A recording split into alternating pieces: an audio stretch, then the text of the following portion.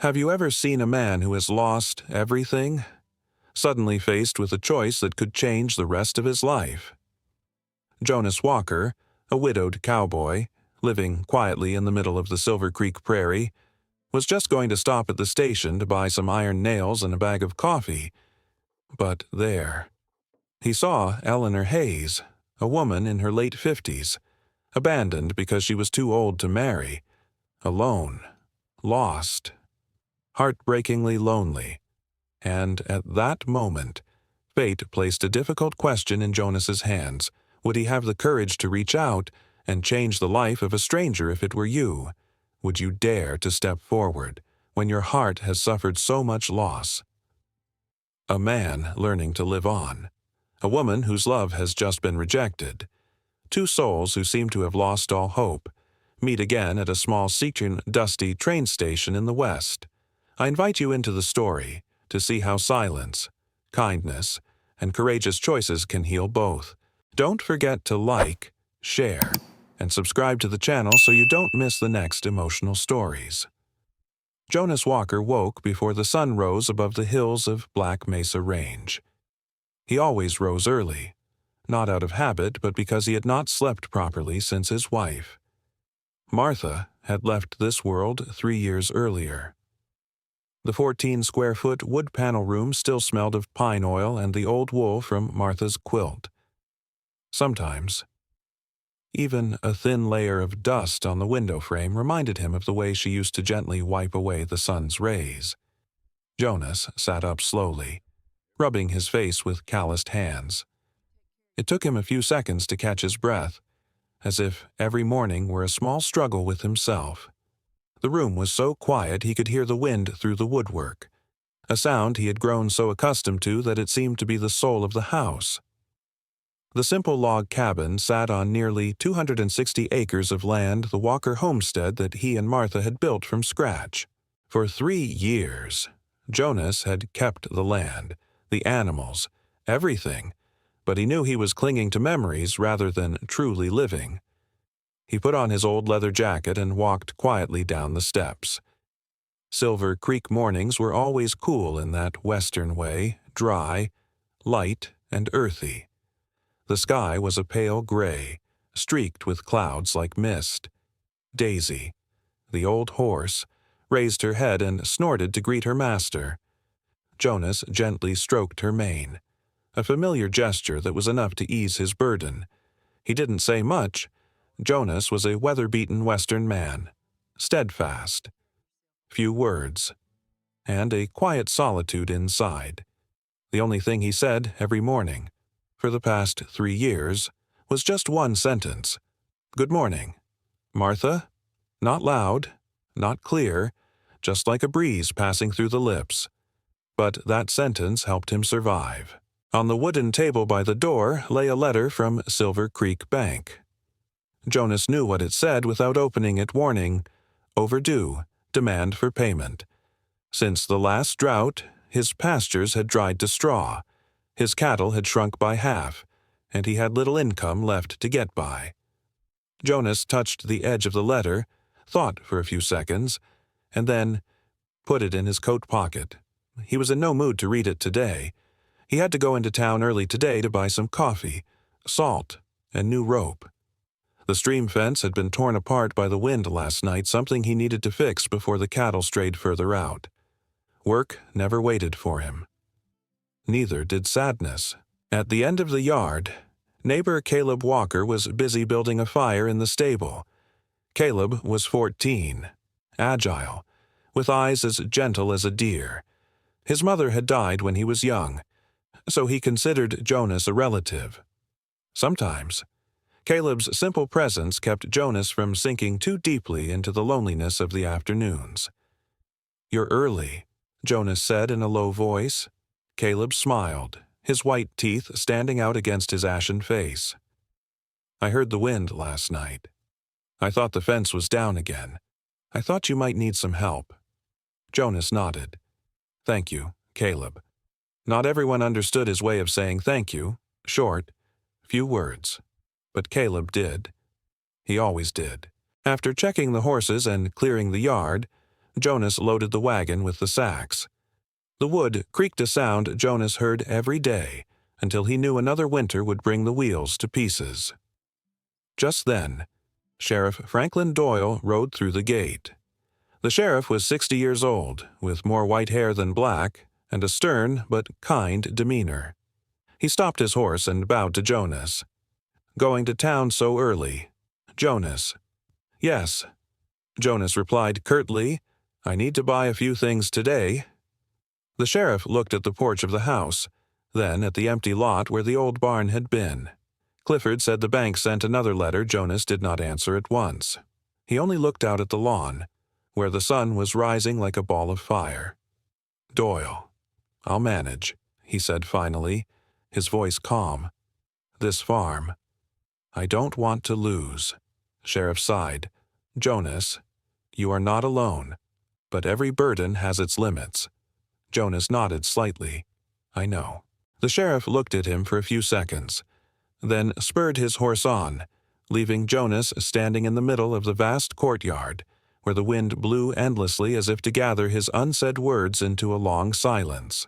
Jonas's wagon rolled down the 9-mile dirt road into the town of Silver Creek. The road ran across wide meadows, dotted with pale sagebrush and a few pale purple wildflowers. Jonas sat quietly, holding the reins with one hand, and with the other he felt Martha's silver necklace in his pocket.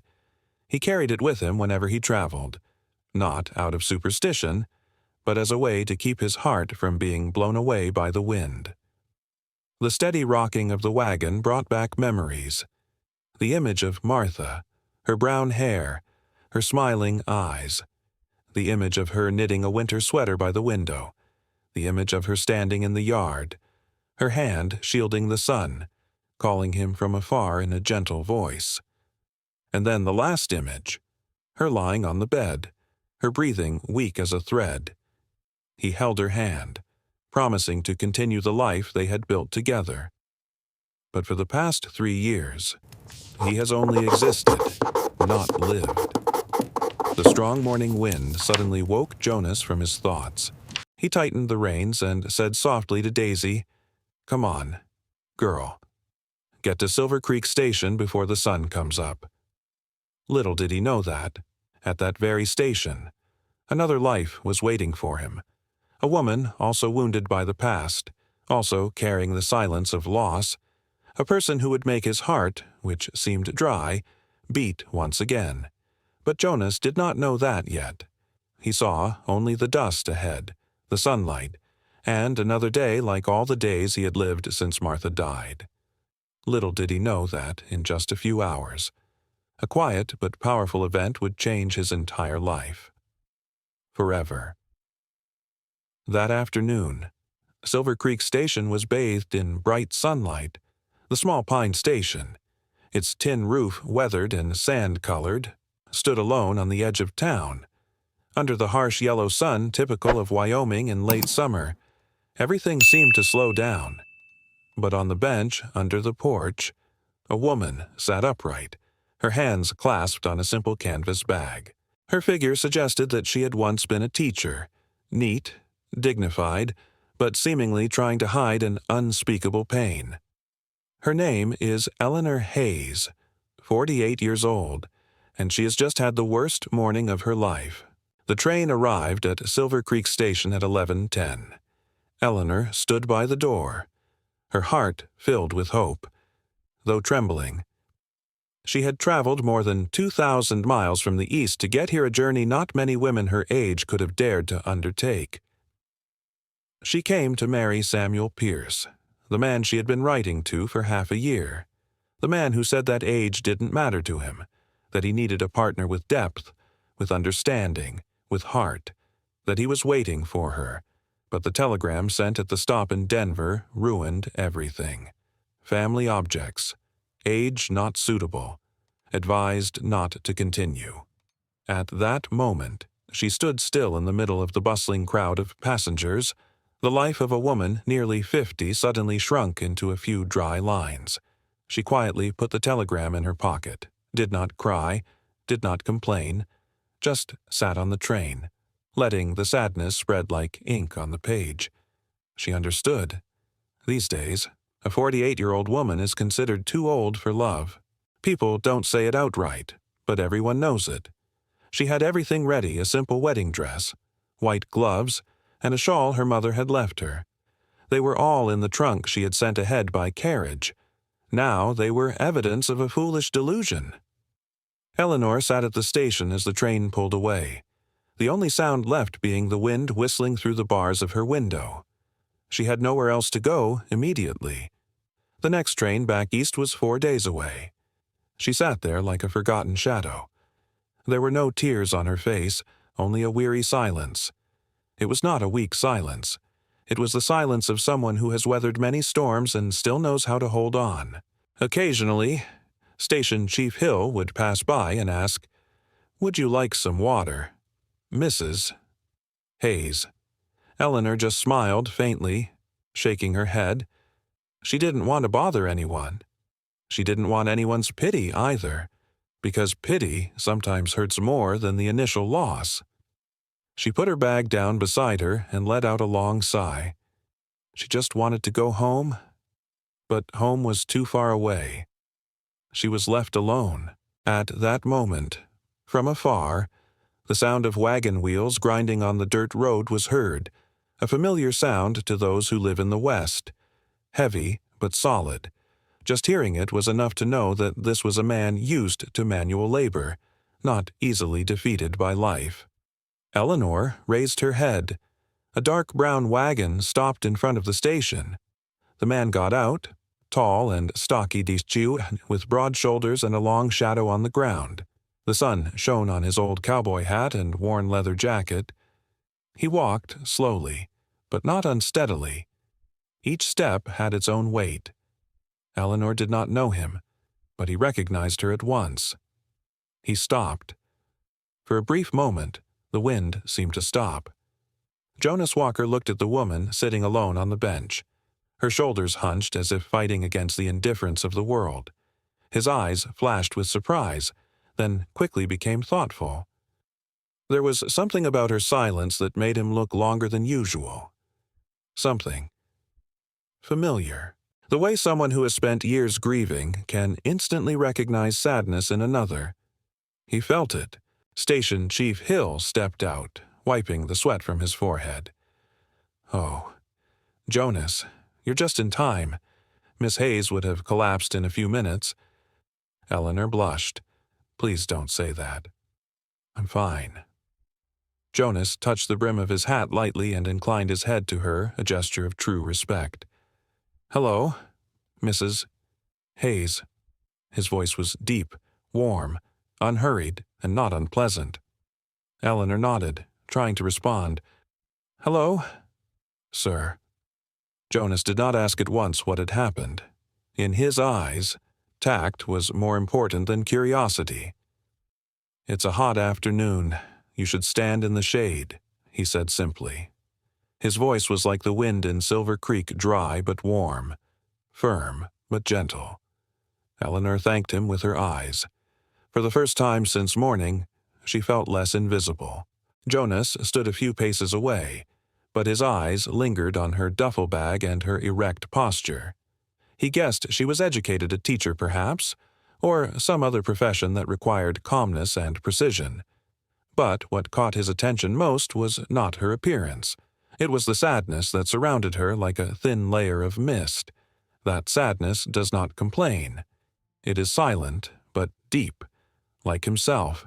Jonas did not know what had happened, but his heart, which had been dry for 3 years, was suddenly filled with an indescribable feeling.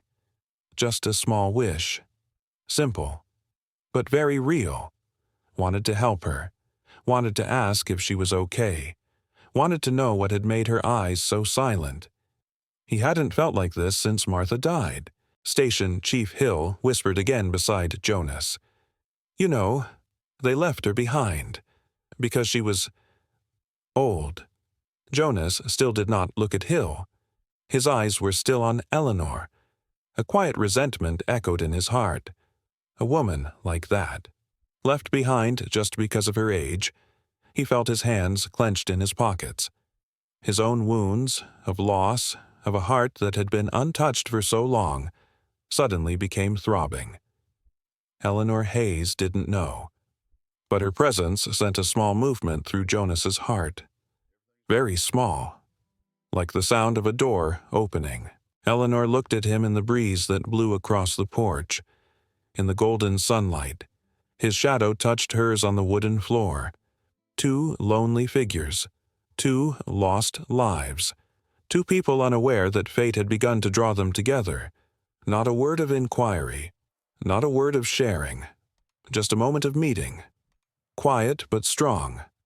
And sometimes, that silence is the beginning of great things. Jonas Walker was not a man to make hasty decisions. He had lived his whole life in this vast land, and he knew that anything of value took time. The rain could not be forced, the seasons could not be hastened, and the human heart could not be hastened. But the moment he saw Eleanor Hayes sitting alone at Silver Creek Station, something inside him shifted. A vague feeling, not like pity, not like curiosity, but like an invisible string drawing them together. Jonas took a step toward her. Not quickly. Not too close. Just enough to start a conversation that neither of them expected would change their lives. The wind blew through the porch, carrying the smell of pine and road dust. The sunlight slanted, casting Jonas's shadow across part of the bench where she sat. "Mrs. Hayes," he said, his voice deep as the west. Eleanor looked up, her gray-blue eyes flashing with surprise. She wasn't used to someone calling her name in a foreign land, especially when that person's gaze was so sincere, yet also a little cautious, as if afraid of hurting someone's feelings. "Mr. Jonas Walker." Right, she vaguely remembered the station master saying. Jonas touched the brim of his hat and nodded slightly. "Yes, ma'am." He stood still for a moment, then continued in a calm voice, "If you don't mind, could I ask if you need any help? You look like you've had a rough time." His manner of speaking was polite enough and gentle enough so as not to offend her. Eleanor was calm, but her hands were still clasping the edge of her bag. Perhaps she was tired. Perhaps she had been holding on to her sadness for too long since leaving Boston. Her face showed hesitation, and then she answered slowly, "Mr. Walker, I think I just got dumped." Jonas was silent for a moment, not because he was surprised Chief Hill had said so, but because he wanted the silence to be hers. A silence that respected the pain of the person facing him. "You don't deserve this," he said softly, but his words were certain. There was no condemnation or curiosity in them, just the truth he felt the moment he looked at her. Eleanor smiled slightly, a smile that was both sad and bitter. It seems that people think that a woman approaching 50 should be content with solitude rather than look forward to something like marriage. Jonas shook his head, his expression clearly showing disapproval. "In this land, age is not what determines whether a person is worthy of love or not." He said it as if talking about himself. Eleanor tilted her head, watching him. His voice was as thick as the morning coffee at Walker Homestead, slow but sincere. There was no empty consolation, no coaxing, just deep, heartfelt empathy. Perhaps she had never had anyone speak to her in that tone of voice. A sudden gust of wind blew a few strands of Eleanor's hair up. Jonas hesitated, then took a step closer, holding out his hand. "May I?" He didn't touch her, just gestured to help her fix her shawl. Eleanor nodded slowly. It was the first time she had allowed anyone to enter that intimate distance since getting off the ship. Jonas gently adjusted the shawl around her shoulders, moving very slowly, very delicately, as if he were afraid that one sudden movement might shatter her world all over again. The gesture was not affectionate, it was respectful, enough to make her feel like she was still a woman of value. Both sat still for a few seconds, Station Chief Hill watched the scene from afar and smiled slightly. He had lived at Silver Creek Station for more than 20 years and had seen it all, but it was rare to see Jonas Walker, the calmest man in the area, standing and chatting gently with a stranger like that. He turned away, giving them the necessary privacy. Eleanor looked at Jonas for a long time and then asked, "Mr. Walker, do you ever feel like life takes too much from you?" Jonas was silent. The question hit him in the softest place. He took a deep breath, his eyes looking into the distance, where the railway tracks were bathed in sunlight. "I lost my wife 3 years ago." His voice cracked. "There are days when I think I'm left behind like you were left behind at this station today." Eleanor looked at him, her eyes filled with unspoken understanding. "But then I realized, some things have to go away to make way for something else to come." Jonas continued. He turned to look at her. "Though we don't know when that will happen." The words, gentle, unassuming, made Eleanor feel like someone had just wrapped a warm scarf around her in the snow. She sat up straighter, her shoulders no longer hunched like they had been this morning. Perhaps, for the first time since getting off the train, she felt less lost. Just then, a distant bell rang, the bell signaling the arrival of a shipment. The sound seemed to bring the two of them back to reality. Eleanor bent down to pick up the telegram that had fallen on the floor. Jonas looked at the paper, then at her. "Is there anyone you want to tell?" Eleanor shook her head slightly. "No. No one is waiting for me. I just need time to think about what I should do next." Jonas nodded. He understood. Silence could be a form of protection. He pursed his lips, thought for a few seconds, then said in a very calm voice, "Mrs. Hayes, if you have no place to go, you can come to Walker Homestead to rest. My house is large, and it is not safe for a woman to stay here alone for 4 days waiting for a ship to return east." Eleanor looked up, genuinely surprised. "You're kind, but I'm not sure that's appropriate." Jonas was patient. "You can stay in the living room. I didn't do anything to make you uncomfortable. I just thought you shouldn't spend today alone." He spoke so seriously that Eleanor could not imagine that he had any other intention. He seemed the type of person who could neither lie nor pretend. She hesitated. Part of her seemed to want to believe it, but the other part reminded her that she had been betrayed before she even made it down the aisle. But Jonas's eyes made her feel safe in a strange way. Uninhibited. Uninhibited. Just honesty. "Let me think about it," she said softly. Jonas nodded, uncompromising. "Of course." He stood, taking a step back to give her space, but he didn't leave. He stood in the shade of the porch, as if his presence might help Eleanor feel less left out, and she really felt that way. In the wind, in the sunlight, in the small space of the wooden station, something is forming. Very slowly, very gently, but very real. Two people who have lost someone are opening up for the first time to a conversation that will lead them to a decision the entire town of Silver Creek will remember forever. The afternoon wind at Silver Creek Station died down. A thin cloud passed over the sun, casting a soft shadow on the bench where Eleanor sat.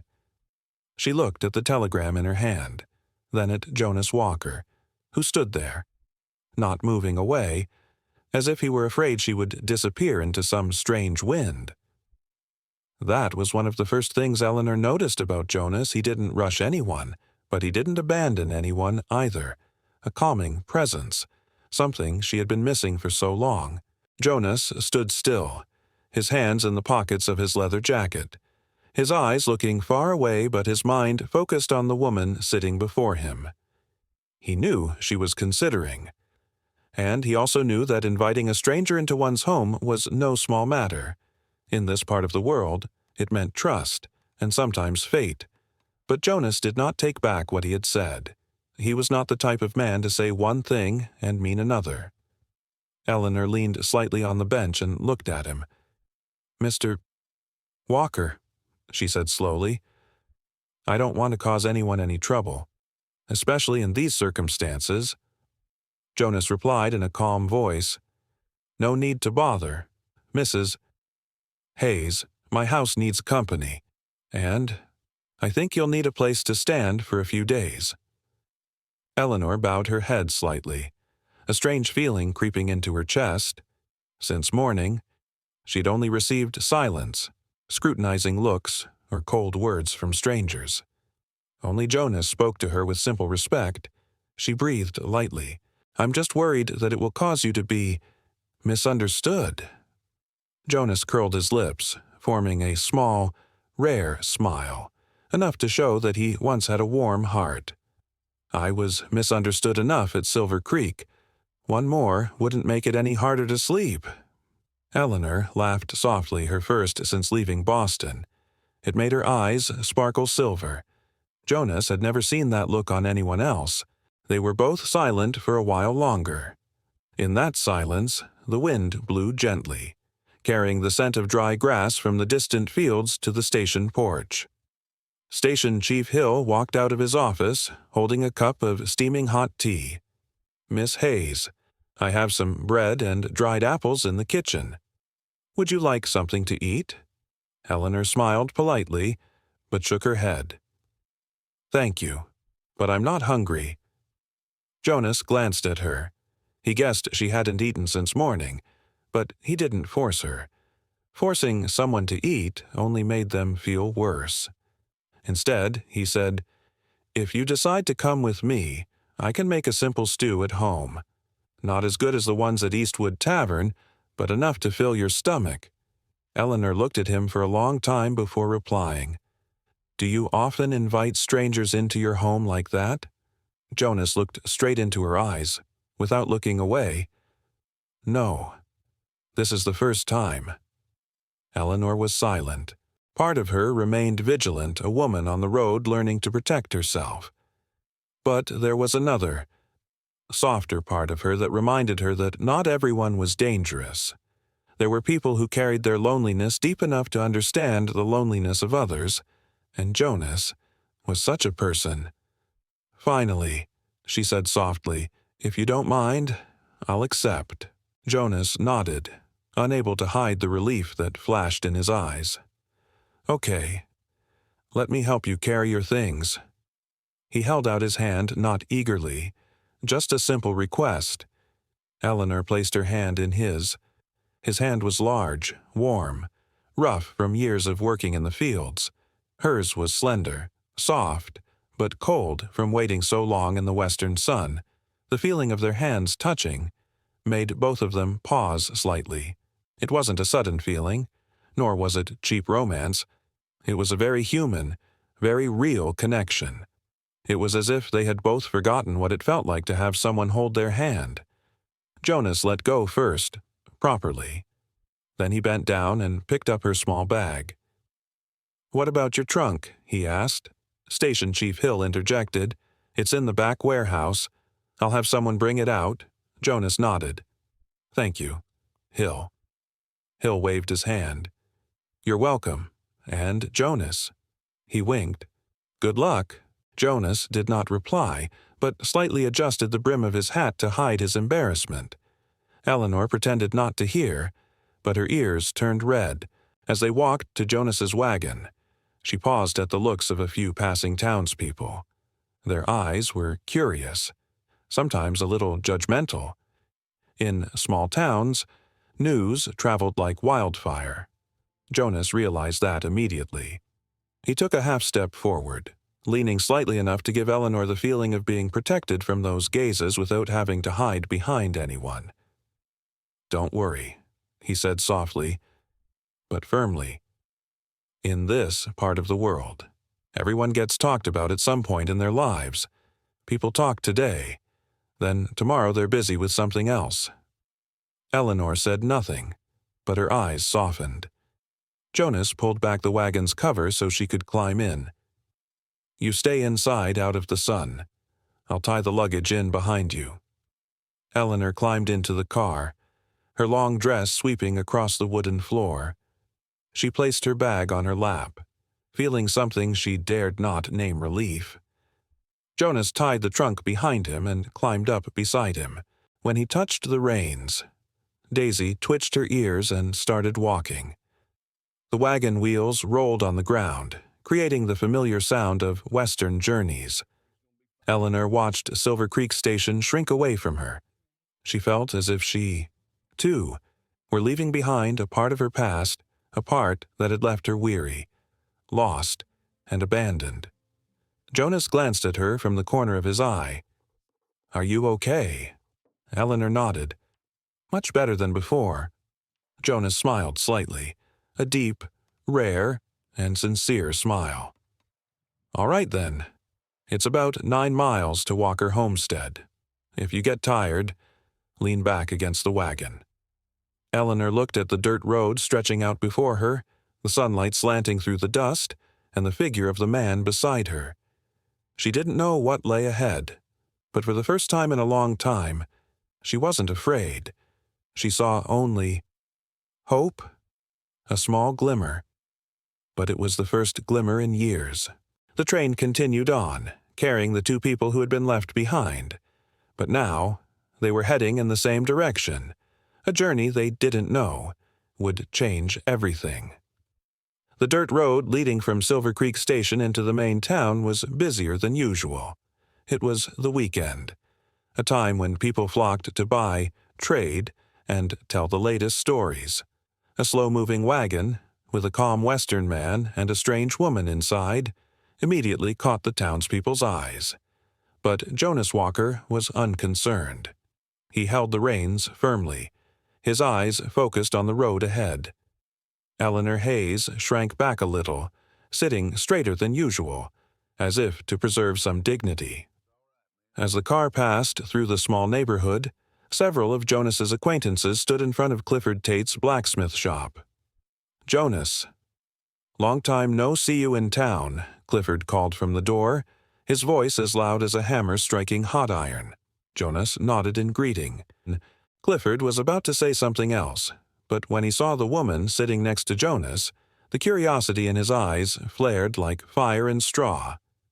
"Oh, new customer?" Clifford asked, his voice full of meaning. Eleanor bowed her head slightly. Jonas understood immediately and replied in a calm voice, "Mrs. Hayes just arrived in Silver Creek. I was just helping her find shelter." Clifford narrowed his eyes slightly enough to show he didn't quite believe her, but respectful enough not to ask further. His wife, Ruth Tate, stood behind him, looking at Eleanor with a warmer gaze. "Hello, Mrs. Hayes. If you need anything, come by my house. Silver Creek is small, but no one leaves strangers behind." Eleanor nodded in thanks, but she felt a little shaken inside. Silver Creek wasn't like Boston here. Everyone saw everyone else, and everyone knew everyone else's business. Jonas gently touched the wagon handle, his voice low. "Don't worry. They'll just look for a moment." Eleanor clenched her gloves, telling herself to stay calm. As the wagon turned onto the main street, the bell from the county courthouse rang 3 times, signaling the start of afternoon business. Jonas stopped the car right in front of the building's steps. "What do you need to do here?" Eleanor asked. Jonas looked her straight in the eyes. His gaze was calm, but not cold. "Mrs. Hayes," he said, "I know what I'm about to say is unusual, but I don't want you to spend the next 4 days in a precarious, unsafe situation, and especially don't want you to find yourself abandoned again." Eleanor was silent. Jonas took a breath, then continued, "If you agree, we can get married today." Eleanor could barely breathe.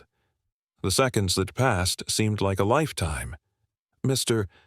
Walker," her voice trembled slightly. "Are you joking?" "No," Jonas replied immediately, as sure as a rock. He put his hands on his knees. straining each word as if afraid to scare her. "I'm not offering love right away. Just protection. A shared roof. An agreement between two adults in need of a fulcrum." Eleanor felt something constrict in her chest. "But, you don't know anything about me," Jonas replied slowly. "I know you are someone who traveled over 2,000 miles to make a new life. I know you don't give up when you're treated badly. I know you don't cry in front of strangers. And I know you deserve more respect than that." Eleanor turned away, her eyes stinging slightly. The evening wind blew through the eaves, carrying with it the smell of dust and the distant sound of horse hooves. "Jonas, this is a big decision." "I know," he said gently, "but Mrs. Hayes, I'm not making this suggestion on a whim. I've been alone for 3 years. I know what I'm talking about." Eleanor placed her hands together, her nails digging into her gloves, causing a slight sting, helping her to stay awake. A woman who was rejected hours ago is now proposed to by a complete stranger. It was all so fast, so much, but strangely, not scary. Not like the humiliation of receiving a telegram. Not like being left behind at the station. Not like the insignificant feeling of sitting alone in the sun. This feeling is like standing at a major crossroads in my life. "Why? Why did you do that?" she asked, her voice as light as the wind touching the grass. Jonas looked at her, his eyes deep and sincere. "Because in 3 years, I have never looked at anyone and felt the strength in silence like in her." A breath caught in Eleanor's chest. People had said she was cold. People had said she was too independent, too quiet, too old to need anyone. But Jonas saw otherwise. He asked nothing. He didn't force anything. He didn't sugarcoat it, just a suggestion. Simple, but brave. Eleanor felt as if the world stood still for a few seconds. She looked into the man's eyes and saw no greed, no hidden meaning, no pity. Only the sincerity of someone who is lost but still tries to keep his heart from turning to stone. Then, she said something that even she herself did not expect. "If you are really sure, then take me to see the witness." Jonas said nothing more. He just inclined his head slightly, a solemn, silent, but grateful gesture, as if she had just given him a gift he didn't think he deserved. The courthouse doors opened, and the familiar smell of old paper and oak wafted out. Sheriff Franklin Doyle was sitting at his desk, reading files. When he saw Jonas and Eleanor enter together, he raised his eyebrows in surprise. "Jonas Walker? What's going on?" "Did you bring her in to report the theft?" Jonas replied bluntly. "No. I brought her here to get a marriage license." Sheriff Doyle almost dropped his pen. "What, getting married?" Today, Eleanor stood up straight, her eyes calm. "Yes, Sheriff." "Mr. Doyle looked at Jonas as if to make sure this was no joke. "Jonas, are you sure?" "Absolutely sure. This is the right decision." Jonas nodded calmly. "I have never been more sure of anything." Sheriff Doyle sighed, but the corners of his lips lifted slightly as if he had just witnessed something strange but hopeful. "All right. If you two have decided, I will bear witness." 10 minutes later, in a small room with a window overlooking the street, Jonas and Eleanor stood facing each other. A simple wooden table, a copy of the marriage certificate, 2 ink pens, and Sheriff Doyle stood between them. The ceremony was simple. Just 3 people. No fresh flowers, no wedding dress, no shiny silver rings, but the silence in the room was especially sacred.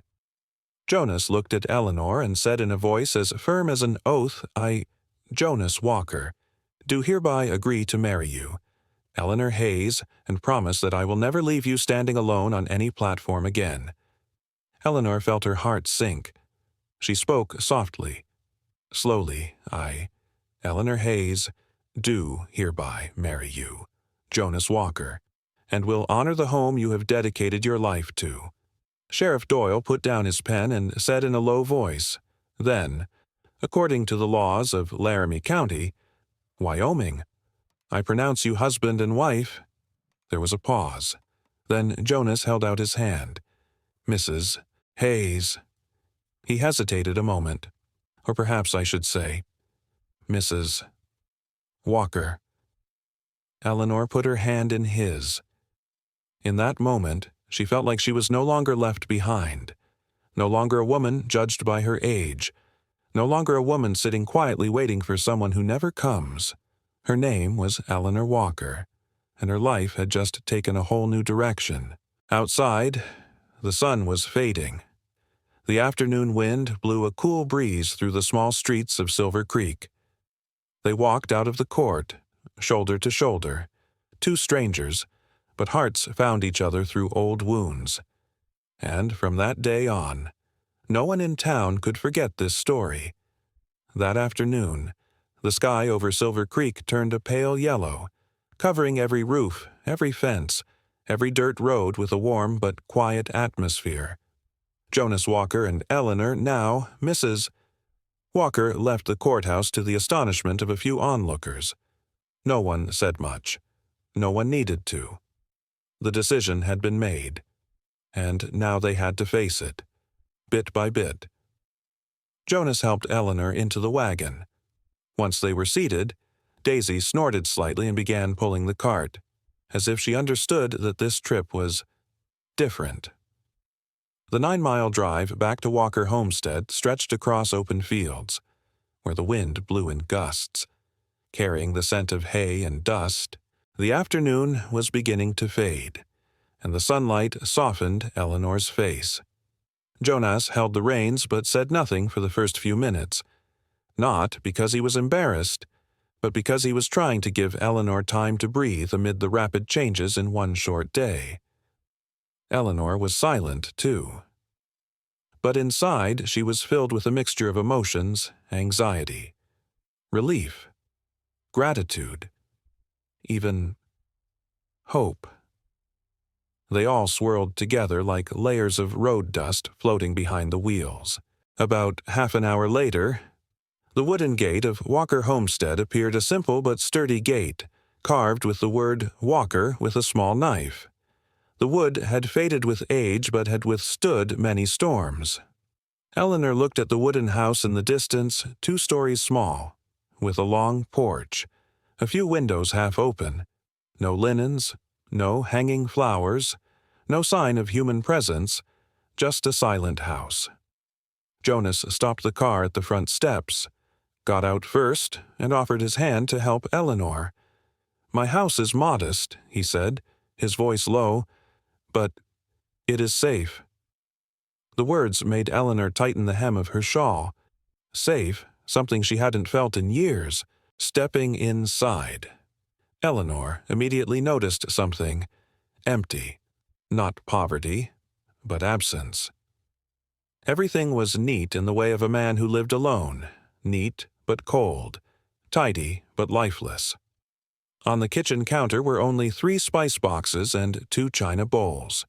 There was only 1 chair at the dining table, the other pushed against the wall.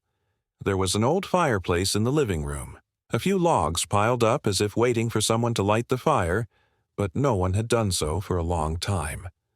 Eleanor stood looking around, saying nothing, but her eyes told Jonas she was feeling every absence in this house. Jonas spoke first, a little embarrassed. "I don't see many guests, so things aren't quite right."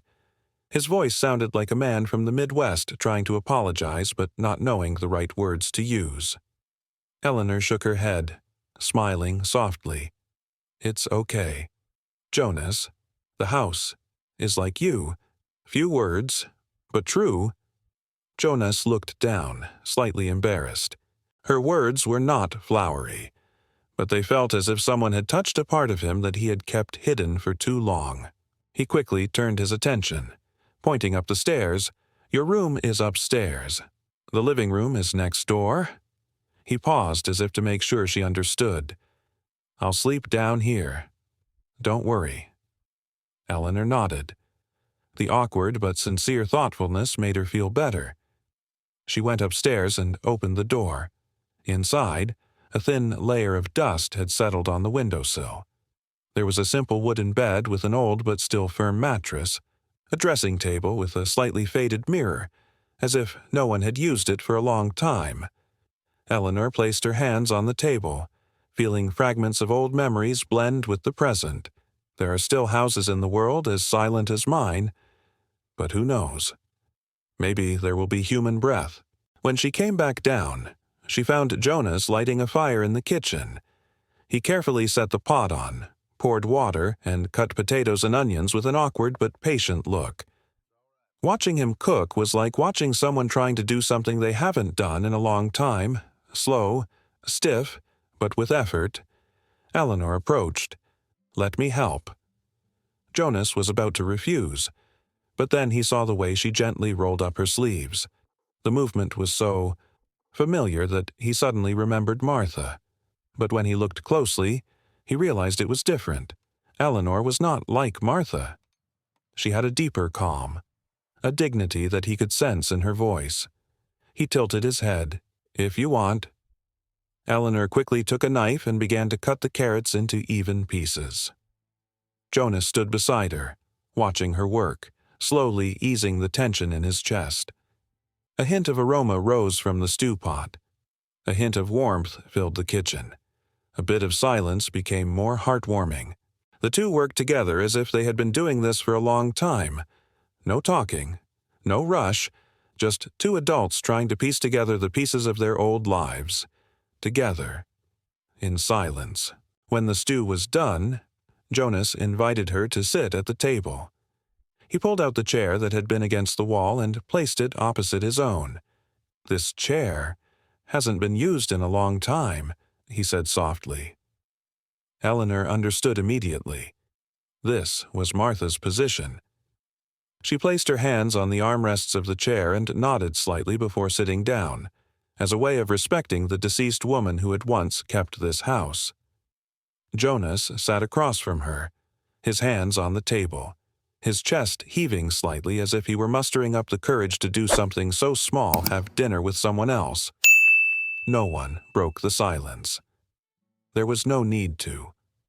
After a few minutes, Jonas said, "Thank you for coming here with me, Eleanor." For the first time, he called her by her name without adding Mrs. Hayes or Mrs. Walker, just Eleanor. Simple, honest. Eleanor looked at him for a long time. Her voice was as soft as the water of Silver Creek. "I thank you too, Jonas. Without you, I don't know where I would be today."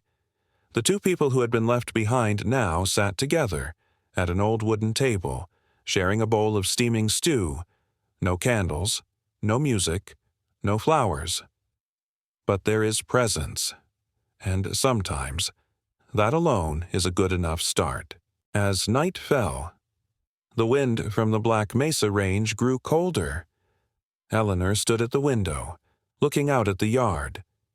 Moonlight illuminated the broken fence posts, the old wagon, and the endless sky. Jonas spread a thick blanket over the couch in the living room. The house was so quiet she could hear the door click softly against the wood, and Jonas sigh.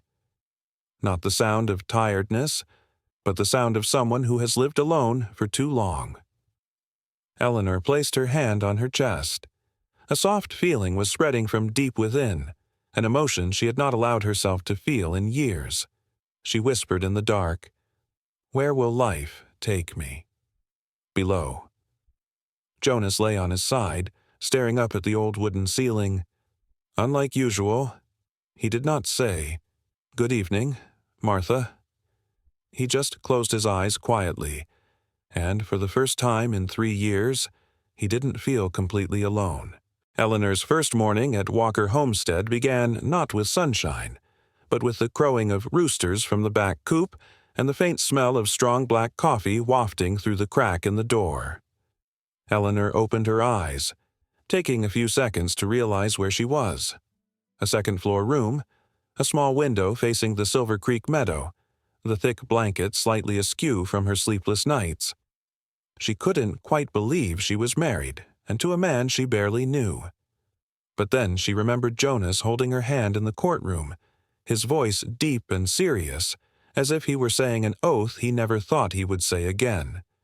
And suddenly, her chest felt warm.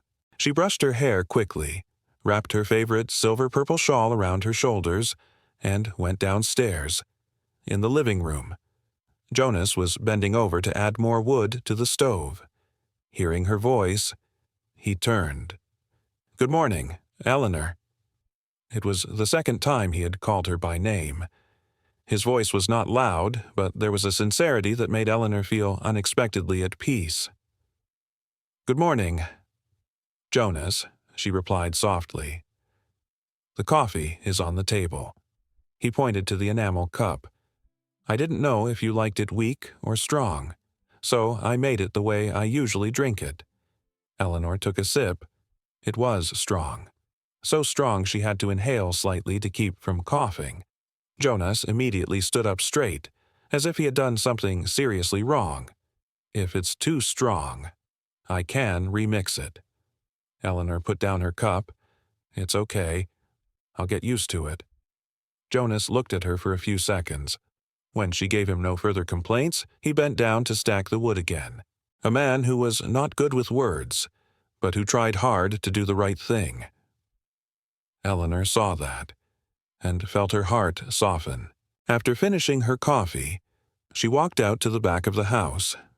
The early morning air carried the smell of wet grass and dust. In the stable, a boy named Caleb Walker was struggling to lift a bale of hay that was heavier than he could lift. Eleanor walked quickly over. "Let me help." Caleb raised his head, his eyes bright. I think I can. Mrs. Walker, Mrs. Walker." She flinched at the new name, but didn't object. After a few seconds, she smiled softly. "Even if you can do it, two people are still faster than one." Caleb laughed and let her help. The bale of hay was placed in the trough, and Daisy the horse lowered her head and ate it. For some reason, Caleb looked at her for a moment and then asked, "Will you be here long?" The question, so genuine from a child, made Eleanor choke slightly. She had not thought that far ahead. She did not know where she belonged. "Do you want me to stay?" she asked. Caleb nodded vigorously. His hair tousled slightly by the wind. Uncle Jonas smiled more today. I think he was happy. Eleanor bit her lip. A vague feeling spread in her chest. Not exactly happiness, nor pressure, just a feeling of being appreciated. When Eleanor returned home, Jonas was checking the tacks on his old saddle. He looked up when he saw her. "How can Caleb help you?" he asked. "Just feeding the horses?" Eleanor paused. "He said you looked happier today." Jonas tightened the metal strap on his hand as if to hide his embarrassment. "I don't know," he replied. "Maybe because there was coffee for two this morning." Eleanor recognized the adorable awkwardness in the remark. But she did not tease him, only responded with a light smile like a breeze. "Jonas changed the subject. I have to check the fence down by the stream today." "The wind blew down a good chunk of it last week," Eleanor asked. "Can I come with you?" Jonas left his work and turned to her. "Come along." "Yes." Eleanor nodded. "I want to understand this place better, and I don't want to be in the house alone." Jonas looked at her deeply. There was something in her eyes that he could not refuse. "Okay, but the road is a bit far. It's difficult to go in the mud." "I can take it." He said nothing more, just nodded, then prepared the horse. The path to the stream was about 1.5 miles long, cutting through a wide meadow dotted with low cactus. Eleanor walked alongside Jonas, walking slowly but steadily. The wind picked up, making the shawl on her shoulders flutter. "Are you tired?" Jonas asked after a long silence. Eleanor shook her head. "I feel more comfortable sitting in the house." Jonas nodded slightly. not asking further questions. He didn't want to disturb the silence Eleanor was enjoying. The sky cleared.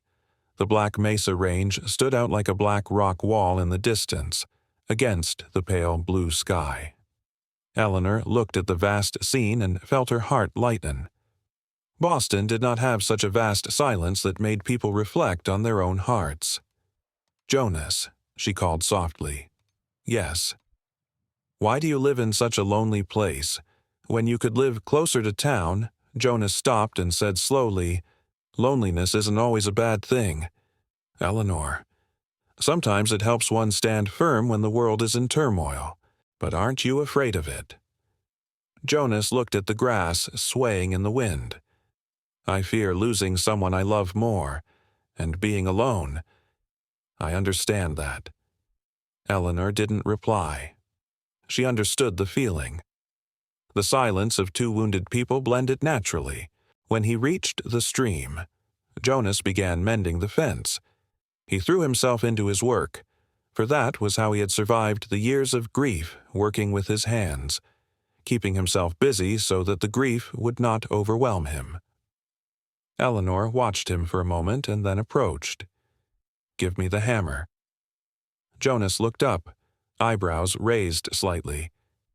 "That hammer is heavy." "I once hammered hundreds of nails to rebuild an old house after a hurricane in Boston," she replied calmly. Jonas said nothing more. He handed the hammer to her, his eyes worried and respectful. Eleanor raised the hammer, adjusted her stance, and struck it with a firm blow. Jonas laughed, a rare, deep, genuine laugh. "I should be careful with you." Eleanor tilted her head. "Why? Because you can do better than me." The remark made her laugh, a clear, soft laugh like the sound of running water. Jonas continued to repair the fence. Eleanor helped erect the posts. The two of them coordinated without much speaking, as if they had been working together for a long time. When he finished, Jonas brushed his hands off. "Good." Eleanor stood beside him, her hand on the newly driven fence post. The afternoon wind blew, making her skirts flutter. Jonas looked at her for a long moment and then said, "Thanks for your help." "Thank you for letting me help," Eleanor replied slowly. The two stood side by side, watching the water flow over the small rocks. No bridge, no shelter, just their silhouettes reflected in the rippling water. In that moment, they realized that closeness doesn't always come from big things.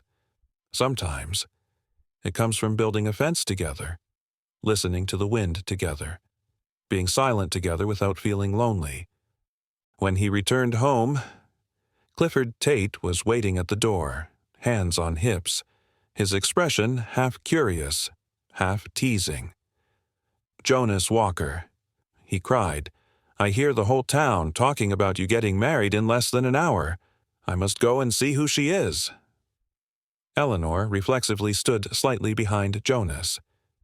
Jonas took a half-step forward, as if to protect her without even realizing it. "Clifford," Jonas breathed. "This is Eleanor, my wife." Clifford looked at her for a long time, not in judgment, but in surprise. "Well, you're in luck, Jonas." He held out his hand. "Nice to meet you, Mrs. Walker." Eleanor shook his hand. Clifford's smile made her feel like she was no longer an outsider. But when Clifford turned to Jonas, he lowered his voice. "Are you starting to like her?" Eleanor couldn't hear clearly, but Jonas heard very well. He was silent. Clifford tapped Jonas lightly on the shoulder. "Jonas, sometimes the heart needs to be opened up." Jonas did not answer. He just looked at the cabin, where Eleanor was walking up the steps. The afternoon sunlight bathed her figure in a soft golden light, making him swallow involuntarily as if what Clifford said wasn't entirely without basis. The afternoon at Silver Creek passed slowly, as usual, but to Eleanor it was different. After Jonas and Clifford had spoken, she sensed a vague change in Jonas's eyes.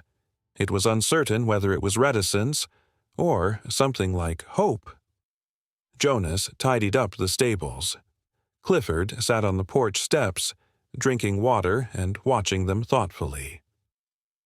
Eleanor stood at the kitchen table and looked out the window at the two men, one quiet, the other lively, speaking in the language of those who have lived too many years in the sand. She wondered.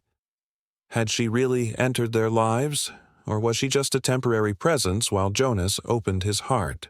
Jonas returned to the house as the sun was slanting low over the Black Mesa Range. His boots were dusty, his shirt streaked with dirt, and his hair was a little tangled from the afternoon wind. But his eyes were softer than usual. "Eleanor," he said, slowly, as if testing the name to see if it still sounded unfamiliar. "Would you like to go for a walk? It's still light." Eleanor was slightly startled. Jonas was not the type to ask anyone out. "I would love to." She smiled. Jonas changed into his wide-brimmed hat and waited for her at the door, polite by nature rather than trying to be. They walked outside, toward the small patch of land to the left of the house where Jonas had once grown pumpkins with his ex-wife. The weeds grew tall. The wind blew gently, making the ground shake like the earth's breath. Jonas spoke first. "This used to be a summer garden. Mary loved to grow sunflowers." He paused for a second, as if afraid he had said too much. Eleanor walked beside him, her voice soft. "I know it hurts to talk about the past sometimes, but if you want to tell me, I'm willing to listen." Jonas looked at her longer than usual. There was no defense in his eyes, no guilt, only gratitude. Mary was a gentle person, but the world is not always kind to gentle people. "Her illness took her very quickly," he said, speaking so slowly that each word weighed heavily on the ground. Eleanor listened, quiet, but not cold, the kind of silence that made one feel understood. Jonas continued, "Low but unwavering, I used to think, if I loved someone again, it would be as if I betrayed her memory." Eleanor paused. The late afternoon wind blew the shawl from her shoulders slightly aside. "Jonas," she said word by word, "loving someone new is never a betrayal. It just proves that your heart is not dead." Jonas did not look at her at once. He looked straight at the horizon, where the sun was slowly sinking behind the mountaintops. After a while, he said, "I don't know if my heart still has enough strength for anything new." Eleanor replied softly, "I ask nothing. I only hope you don't close the door before anyone has entered." Without saying anything more, they continued walking. The distance between the two was no longer as far as before. When the two returned home, Clifford had already saddled his horse for the trip. "I have to go," he said, patting Jonas on the shoulder. "But I tell you the truth, you're luckier than you think." Jonas glanced at Eleanor. Then he turned back and said firmly, "Clifford, stop meddling in my business." Clifford laughed loudly. The laugh of someone who knew his friend too well. "I won't interfere. I'm just reminding you, the heart needs care like a streamside fence." Jonas glared at him, but couldn't hide his amusement. Eleanor covered her mouth and laughed softly. Clifford left, leaving an unfamiliar silence in the air, a silence that had the shape of things left unsaid. After Clifford left, Eleanor prepared a light supper, rebaked cornbread, stewed carrots, and some bacon. Jonas helped light the fire, his hands practiced but awkward as he placed the pot on the stove, as if aware he was being watched. "You don't have to look perfect," Eleanor said as she cut the cake. "I know you're not used to having anyone in the kitchen. I don't know where I should stand," Jonas said honestly. "Then stand where you feel comfortable." She smiled softly. Jonas chose to stand on her right side, far enough away from her that he wouldn't touch her, but not so far that he would be estranged. They ate dinner in a peace Jonas had long forgotten to feel. The meal was small, but there was sharing. He passed her a slice of cornbread. She pushed a bowl of stew toward him. Those little things made the distance between them a little narrower. After the meal, Eleanor prepared a tablecloth. Jonas got up to get more firewood. Suddenly, outside the window, there was the sound of horse hooves, and the light of a lantern swung across the yard. Jonas immediately put down the firewood and walked quickly to the door, the reflex of a Western man, the instinct to protect his home. Eleanor followed, standing behind his shoulder on the porch. Sheriff Franklin Doyle stood on a black horse, his long coat whipping back in the wind. He was old but steady, his face marked by decades of policing the frontier. "Jonas," Sheriff called, "I need to talk." Jonas stepped out, his eyes instantly changing sharp, alert. "What's the matter?" Sheriff glanced at Eleanor and said in a low voice, "There's a group of men from the east camped near Silver Creek Station. I heard someone asked about a woman who was abandoned on a train. She sounds a lot like your wife?" Eleanor froze. Jonas turned back to look at her, his eyes sharp as knives but protective. "Who are they?" he asked in a low voice. Sheriff continued, "I don't know, but the way they asked questions was not very polite. I think it would be best if you kept an eye out. If they come near here, you know what to do." Jonas nodded vigorously. Sheriff saluted them both and rode away, leaving the night heavy on the porch. Eleanor stood still, her hands clutching the hem of her dress. Jonas moved closer. He did not touch her. He was not used to that, but his voice was unshakable. "Eleanor, would you like to tell me who is looking for you?" Eleanor swallowed hard. Her eyes held a pain Jonas had never seen so clearly.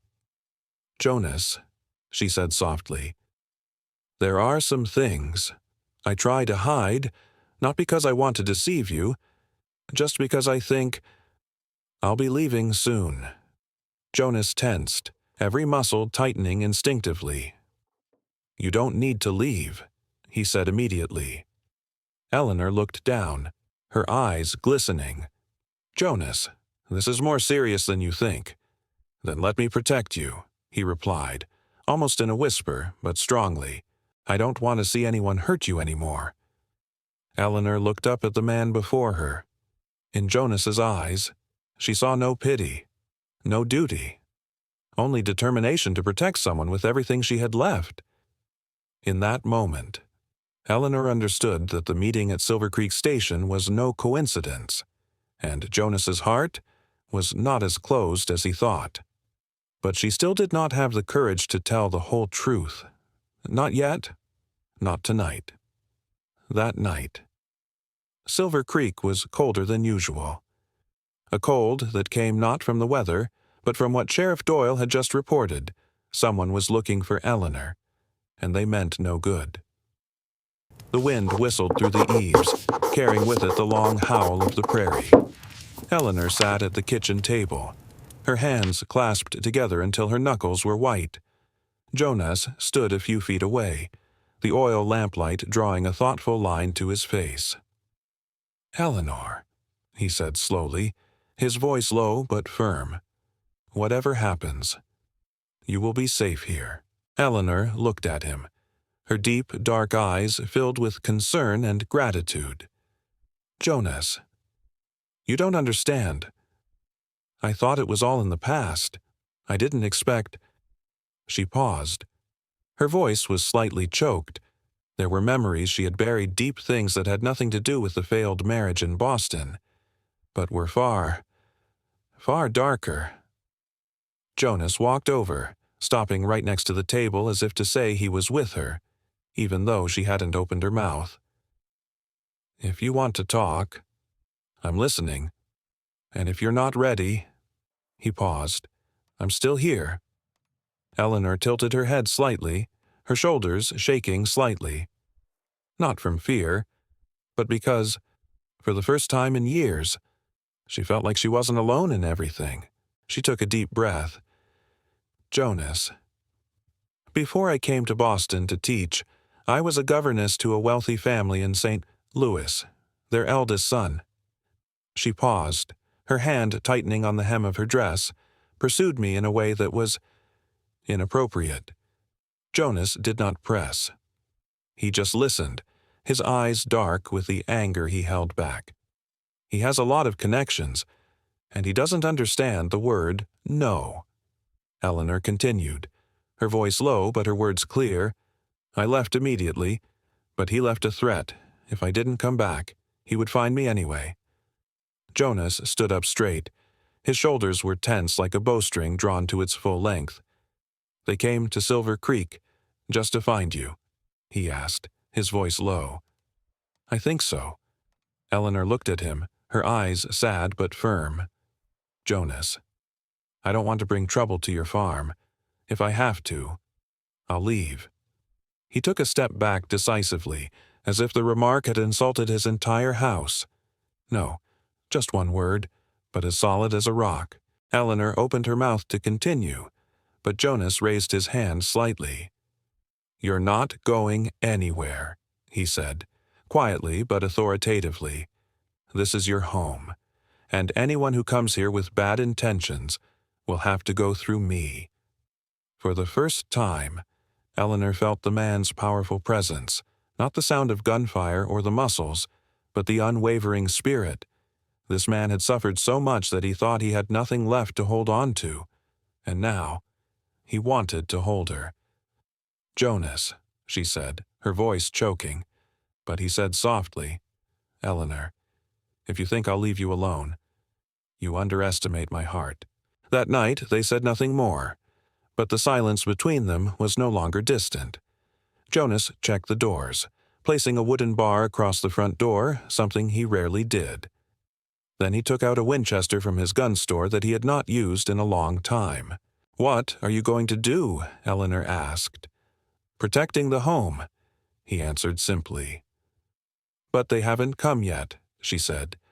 Not until they come, he replied. A man from the West always prepared for the storm. Eleanor watched him wipe the barrel of his gun, his movements slow and steady. She disliked violence, but the feeling of safety watching him do so made her eyes sting slightly. Around midnight, while Jonas was resting in the living room, Eleanor came down from upstairs with a thin towel in her hand. Jonas, she called softly. He sat up. Can't sleep? He asked. Not exactly. Eleanor smiled weakly. I came down to give you this. She placed the folded woolen scarf around his shoulders. It's cold. You'll catch a cold if you sleep out here. Jonas was about to say he could, but Eleanor touched his arm lightly. Just a touch, but it made the words disappear. I know you've been alone for a long time, she said slowly, but you're not alone anymore. The moment stretched, deep as the bottom of a well. Eleanor withdrew her hand, realizing she might have said more than she intended.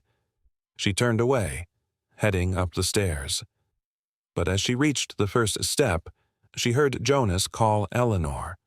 She stopped. He did not look at her.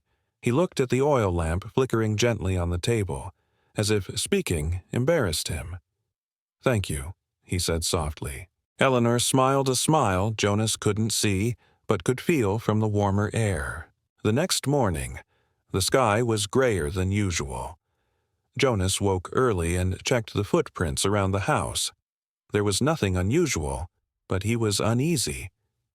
When he entered the kitchen, Eleanor was already standing by the stove, preparing pies. The smell of cornmeal mingled with the smell of warm coffee. What do you see? She asked. No, Jonas replied, but my intuition tells me it's not over. Eleanor paused for a beat at the word intuition. Jonas was a type of person who wouldn't make predictions without a reason. Caleb knocked on the door early. Uncle Jonas, the boy, gasped. I see smoke in the direction of Grady's old camp. Strangers are camping. Jonas immediately stepped out onto the porch. How many people do you see, Dad? Caleb replied. They have guns. Eleanor turned red. Jonas looked at the boy. Caleb, go inside. Don't let anyone see you. As Caleb ran inside, Jonas turned to Eleanor. You stay in the house, he said firmly. I'll go and see. Eleanor grabbed his sleeve. "No, if it's them, you're in danger." Jonas looked at her trembling hand. He put his hand on hers the first time he touched her in a way that really mattered. "Eleanor." His voice was deep, steady, and warm as earth under the midday sun. "I have lived through worse than this, and I will not let anyone come here while you are still afraid." Eleanor was speechless. In that moment she realized that Jonas was protecting more than just a guest. He was protecting his wife. Jonas put on his wide-brimmed hat and holstered his gun. Before he went down the steps, he looked back one more time, his eyes saying, "Everything, I'll be back." And he headed straight for Black Mesa Range, where the shadows were waiting. The moment the door closed, Eleanor understood that the peaceful life she had expected had ended the moment she stepped off the train at Silver Creek Station. Now she must face her past to protect her future. That future contains the figure of Jonas Walker. Jonas Walker left the porch and headed toward Black Mesa Range. The morning wind whipped at his coat, the scent of wild mint and grass mingling with the chill of the mountains. A thin mist clung to the blades of grass, blurring the light. He walked instead of rode, because he wanted to hear and feel the earth. In the years since Mary's death, Jonas had learned that sometimes the earth knows the truth before people, and today the earth seemed to be giving warning. Behind him, Eleanor stood at the window. Jonas couldn't see her, but he felt her worried gaze. And for the first time in years, he feared disappointing someone. As Jonas approached the bank of Grady Creek, he stopped and hid behind a large cottonwood tree. Smoke from the strange camp rose 100 yards ahead. Jonas knelt down and pulled his cap down a little to shield his eyes from the rising sun. The man's voice rang out, rough, gruff, and angry. "I told it to come here. It had to come here." The voice was sharp and urgent, but Jonas heard the irritation of someone used to having everything granted. Another voice, hoarse and cold. "She ran away because she was afraid of you. Everett, we've searched too hard for her. What if she changed trains?" Everett, the name made Jonas need no further confirmation from Eleanor. Jonas squinted through the leaves. 3 men were standing around the fire. They were dressed like Eastern merchants, but with long coats to blend in with the West. They were not frontiersmen, though the way they held their guns was too obvious, unlike men who had lived in this wild land. Everett Lawson, Eleanor's fugitive. The man had a neatness and cleanliness that seemed out of place in the dusty landscape. He wore soft leather gloves, a black coat without a single extra fold, and his eyes. Jonas recognized the arrogance of those born into privilege. He continued, his voice curt, "She will come back to me. Eleanor owes me an explanation. No one abandons Everett Lawson in front of my partners and then disappears like that." Another man interjected Everett. "We're not in St. Louis anymore. This is a different area. The law won't help you here. I don't need the law." Everett shouted, "I need her. I need this resolved." Jonas gritted his teeth. He was not a quarrelsome man, but hearing Everett speak of Eleanor as if it were an object made his blood boil. One of the 2 companions whispered, "You can ask around town." Someone said they saw a new woman, getting married in a hurry. Everett spun around, married to who Jonas felt his breath stop. Everett grabbed the other man by the collar. "Tell me clearly, there is a rumor."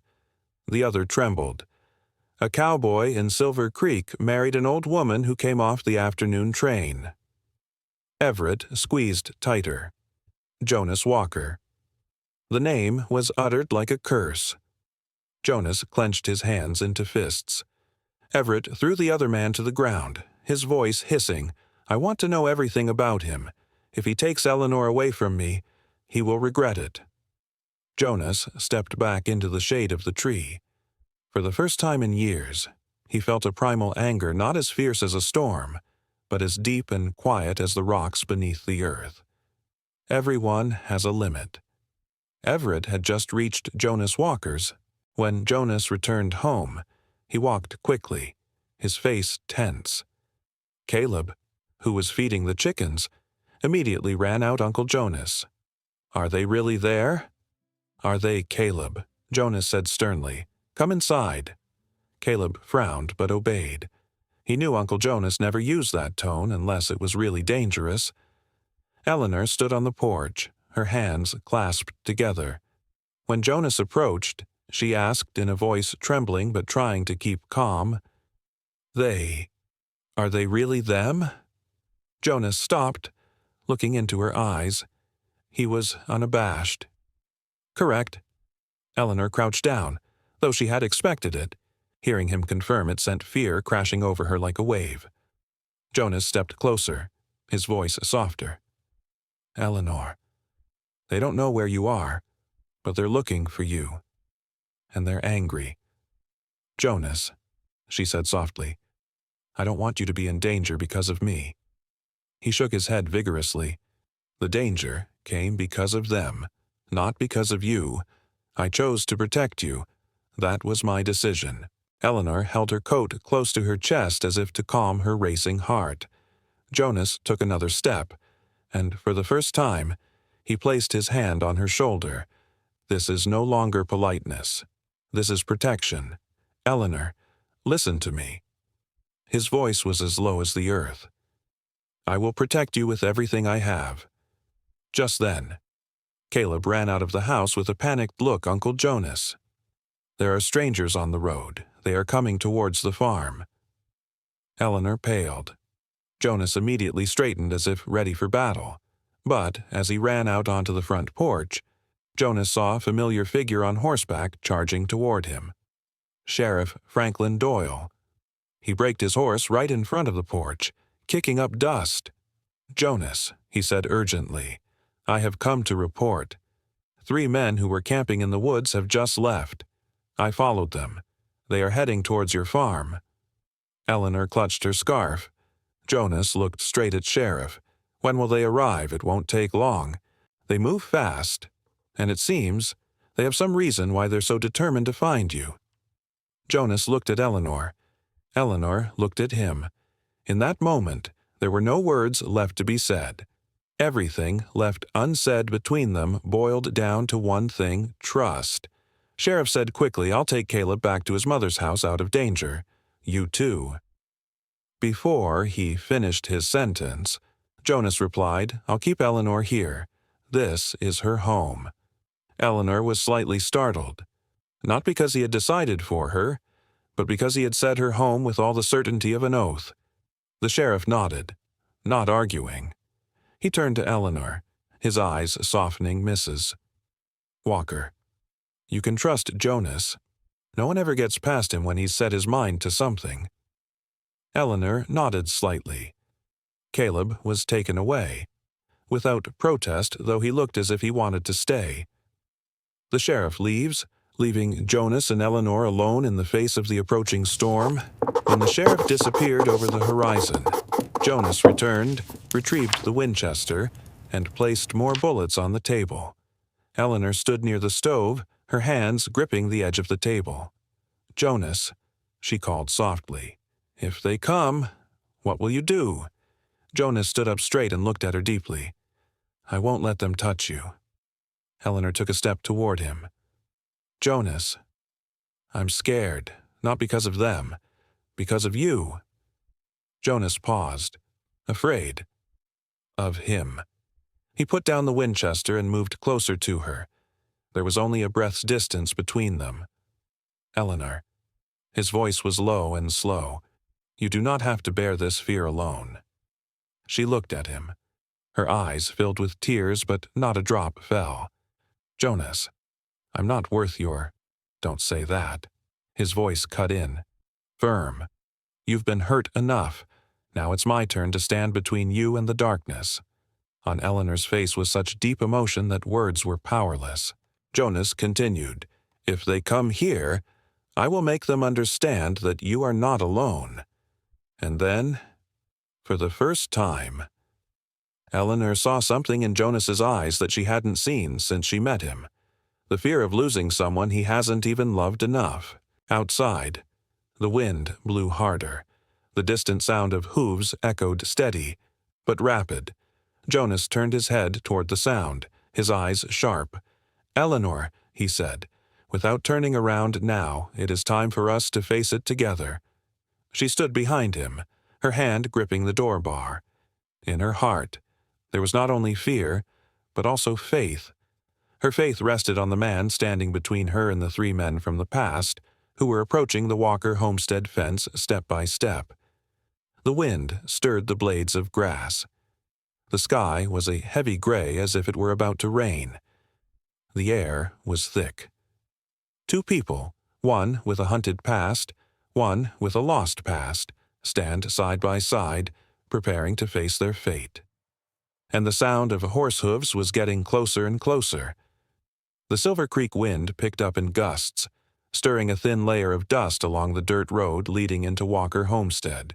The sky was a dark gray, heavy with patches that foretold a late rain. Eleanor stood behind Jonas, clutching the hem of her skirt, trembling slightly but no longer looking away. Jonas stood in the doorway, broad-shouldered and steady as a storm surge. The Winchester was in his hand. Undrawn but ready if the situation called for it, the sound of horse hooves in the distance became clearer. Knock, knock, knock. Steady but impatient, a kind of progress with a clear purpose. Jonas turned his head and whispered, "Eleanor, stay behind me. But don't be afraid. If things get worse, we'll go inside and barricade ourselves." Eleanor nodded slightly.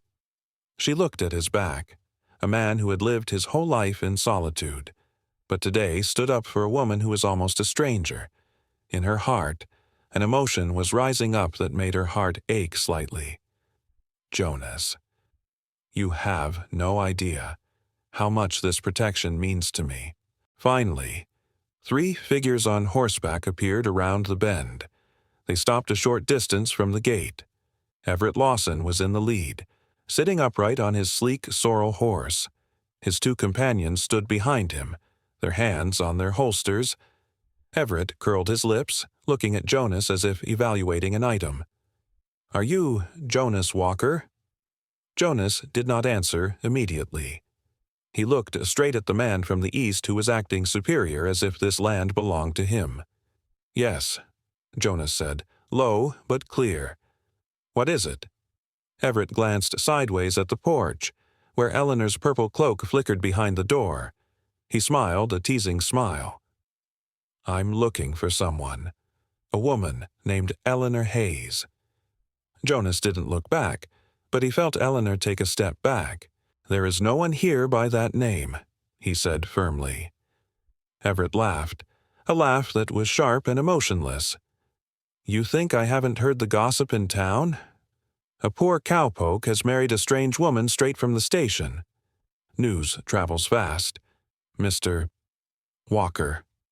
Jonas did not move. The wind rustled his cloak, but his face was like an unmovable rock. "If you came here to cause trouble, go back," said Jonas. Everett jerked the reins. The horse reared up on its hind legs and then slammed down. He growled, "I'm here to take Eleanor Hayes away. She belongs to me." Jonas could no longer contain himself. His eyes darkened, his voice cold as the mountain wind. "She belongs to no one." Everett narrowed his eyes. "She's my fiancée. She embarrassed me in front of the city council. I won't let that go." Jonas said each word. "You don't come here and take anyone away just because you want to." A man behind Everett interrupted, his voice hoarse and hot. "Hey, cowboy, you think you're the law?" Jonas's expression did not change. "No. But this is my land, and on my land, no one drags away a person seeking shelter." Everett sneered. "Shelter? In this poor place, what have you got to keep her?" An old wooden house, a barren plot of land, and the sad eyes of a lonely man. Jonas did not answer. But Eleanor, standing behind him, heard every word like a knife cutting it. She bit her lip so hard she thought she could hear it tear. Everett tilted his head toward the porch. "Eleanor, come out. I'm giving you one last chance." Eleanor shivered. Jonas turned his head quickly. "Don't," he said softly but firmly. Eleanor looked at him. His gaze was not a command, not a coercion, just a plea, not to let herself fall into the hands of a tyrant again. It was a look that made Eleanor gasp. For the first time, she didn't step forward out of fear. For the first time, she stopped because she believed. Everett saw that she did not come out. He tightened his grip on the reins, his face red with anger. "Do you think he can protect you forever? Jonas. Walker is just a cowboy running from his past." Jonas interrupted, his voice rising for the first time. "Do you want to see what I'm running from?" The air was as tense as a bowstring. A soft click came from the two men with Everett. Jonas heard it. He did not raise his gun, but his eyes were as sharp as knives. "Don't do anything stupid," Jonas said, without trembling. One of the Everetts switched hands on his gun and took a half-step forward. It was clear they wanted to intimidate rather than kill. But Jonas knew that in these parts, intimidation could easily turn to bloodshed. Jonas turned slightly, enough to block Eleanor completely behind him. Eleanor touched the back of his shirt, her breathing quickening. But she did not cry out, did not beg him to stop. She knew this was what Jonas had to do, and she had to stand by him, even if only silently. Everett jerked the reins, and the horse took another step. Jonas Walker. His voice was low, venomous and cold. "If you hand Eleanor over, I will forget this." "No," said Jonas. One word, louder than any gunshot. Everett curled his lips. "Do you think she loves you?" Eleanor gasped. Jonas was silent. Everett continued, his voice full of venom. "You were just a temporary solution. A place for her to hide. She would leave you the moment she got the chance." His words struck at Eleanor's deepest insecurity, one she had yet to face. But before the pain could rise, Jonas said what she did not dare hope he would say: "Eleanor doesn't need to love me for me to protect her." He paused. "But she's here because she chose to be, not because she's afraid of anyone." Eleanor looked up, her eyes shining. Jonas didn't look at her, but he knew she was looking at him. Everett laughed scornfully. "Choose. She can't choose anything. I'll go get her." The two men behind him urged their horses forward. Jonas raised his gun, not to shoot, just to raise it. He spoke thunderously. "Stop." The whole farm held its breath. The two horses stopped when they saw Jonas's eyes, the eyes of someone who had lost everything and was willing to lose more to protect what remained. Everett glared. "You don't dare shoot." Jonas replied, "Let's try." Everett lowered his hand, signaling the two men to stop. He looked at Jonas with a hateful look. "This is not over yet." He turned his horse around and flicked his coat. "I will be back. And next time. You will not be able to stand for as long as you did today."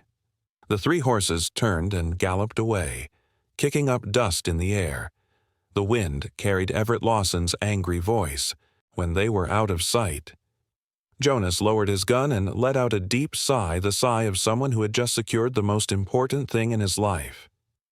Eleanor stepped beside him, her trembling hand on his arm.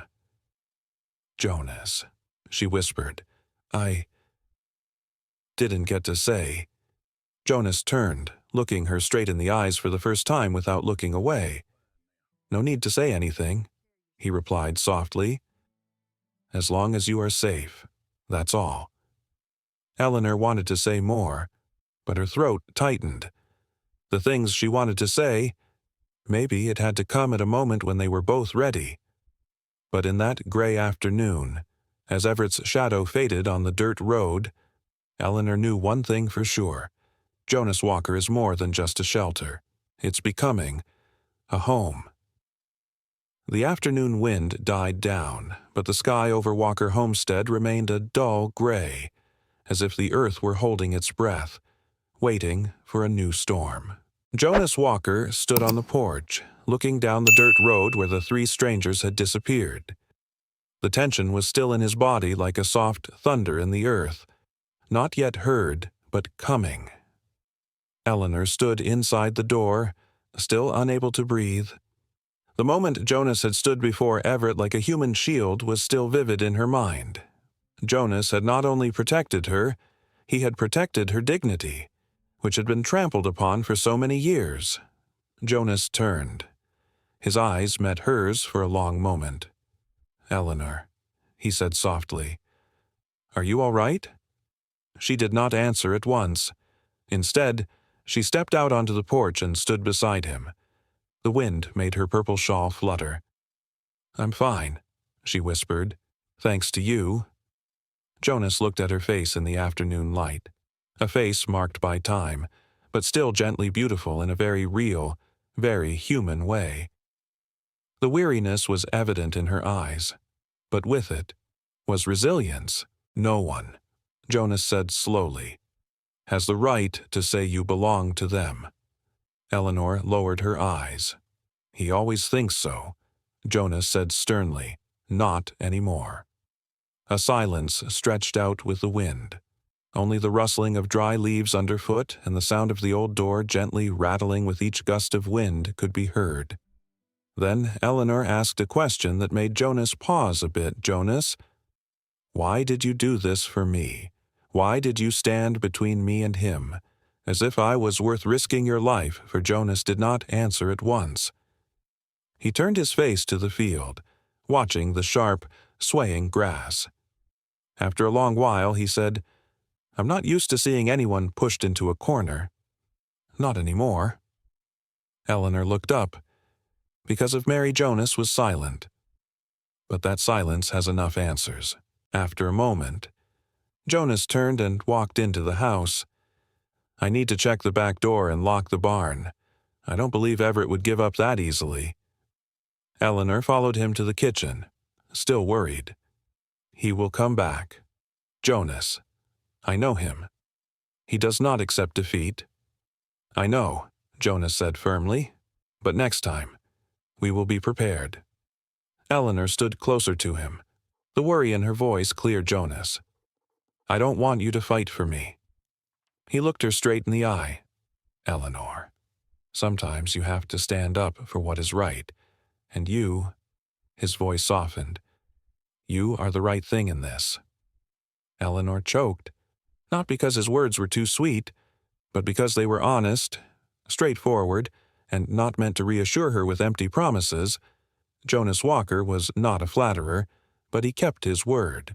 As the sky grew dark, Jonas lit a fire in the hearth. The flames cast a strange warmth on the wooden walls of the old kitchen.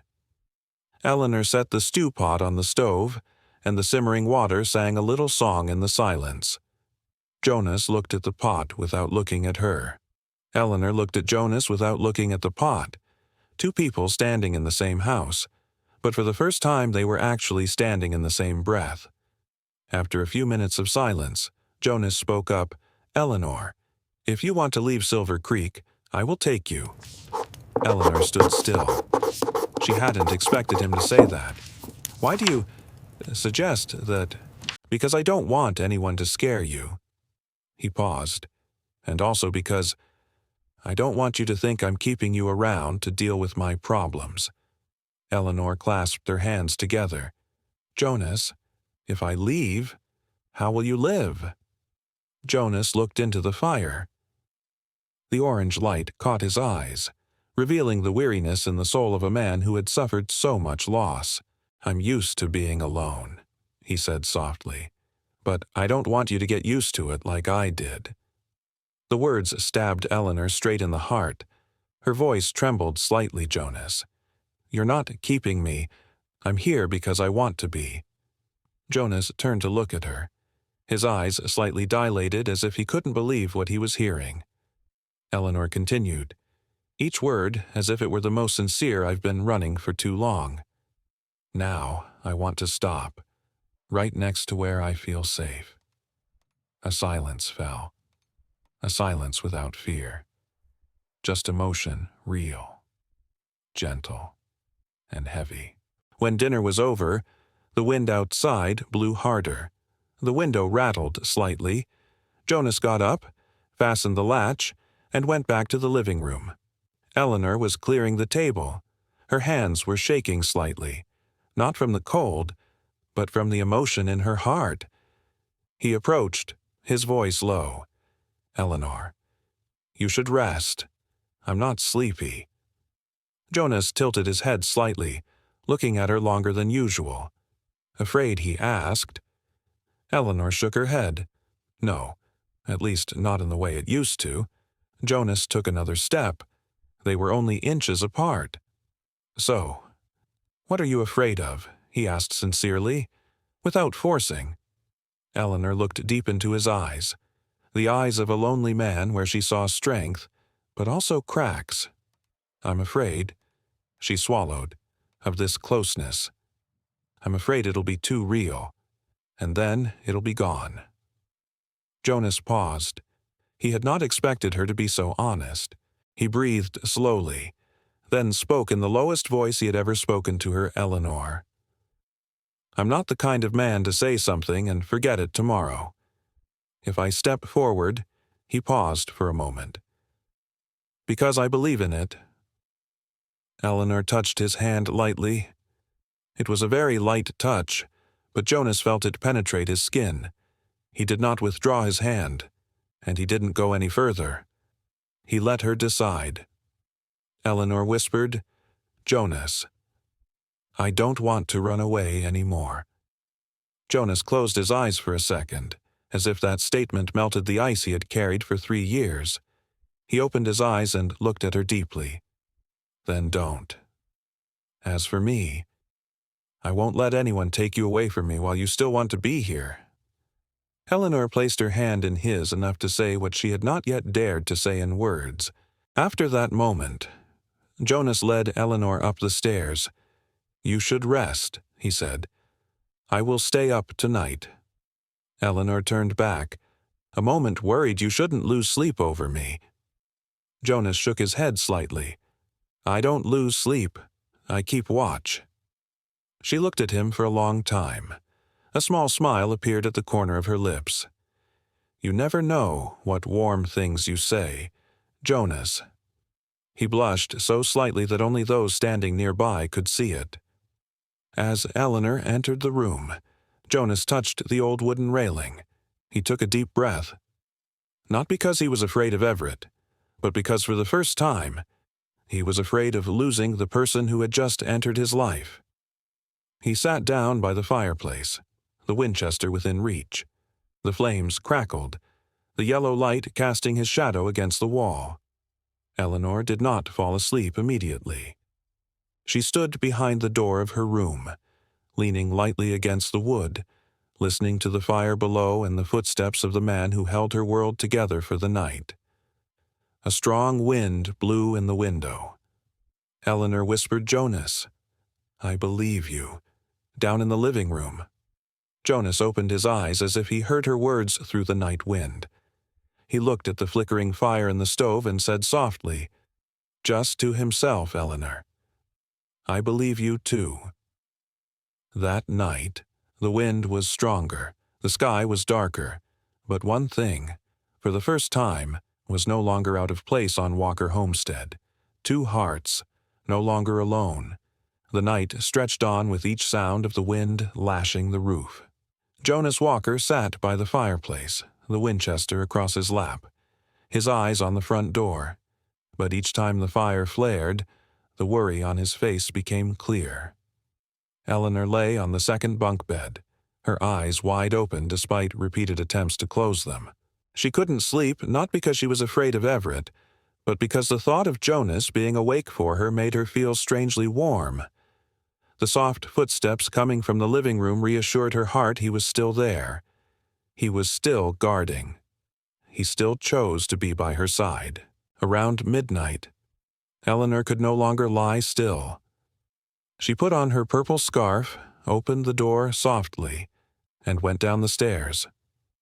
A cold breeze blew from under the fireplace, making her shiver. Jonas turned his head when he heard footsteps. Eleanor, his voice was low, but he could not hide his anxiety. "Did I wake you?" she asked softly, standing at the foot of the stairs. "I haven't slept," he replied. Eleanor stepped closer to the fireplace, her hands clutching the edges of her shawl. "I don't want you to stay up to comfort me." Her voice slowed. "But I can't sleep with you sitting here alone." Jonas looked at her, the firelight reflecting off her face making her eyes seem deeper and warmer. "I am not alone," he said, as softly as a breath. "You are here." Eleanor said nothing, just sat down on the opposite chair. The two of them were a short distance apart. Just a breath of wind could fill the void, but tonight was not unfamiliar at all. After a while, Jonas broke the silence. "If they come back again, will you regret stopping at Silver Creek?" Eleanor looked him straight in the eye. "Jonas, if you hadn't invited me home that day, I don't know where I would have gone." She paused, her voice thick with emotion. "But I didn't stay just because you were nice. I stayed because for the first time in years, I felt like I belonged." Jonas bowed his head slightly, his hand lightly gripping the butt of his gun as if the emotion she had just expressed was too heavy for him to take in. "Eleanor," he hesitated, "you are stronger than you think." She smiled softly. "No, you are the one who makes me strong." The room fell silent, the kind of silence that allowed the listeners' hearts to feel each other's breathing. It was still dark when the hoofbeats came again, this time faster and more rapid. Jonas sprang to his feet like a shadow. Eleanor stood up too, her hands shaking. "Is it them?" she asked hoarsely. Jonas did not answer. He pulled back the small curtain by the window and glanced out. "Not Everett. It's Sheriff Doyle." The sheriff pulled his horse close to the porch, his voice hoarse from the cold. "Jonas, they've left camp. I've tracked them near the foot of the hill. They won't be far from Silver Creek. With this storm, they're just waiting for you to be caught off guard." Jonas opened the door. "Thank you. Frank." Sheriff looked into the house and saw Eleanor standing behind it. "Mrs. Walker, you should stay home all day. Don't go anywhere." Eleanor nodded. They both understood what was coming. "I'll stay in this area," Sheriff whispered to Jonas. "But Jonas, keep Eleanor in sight. I'm not sure Everett is thinking straight." Jonas nodded. As Sheriff left, Jonas closed the door. The wind outside howled like the roar of the earth.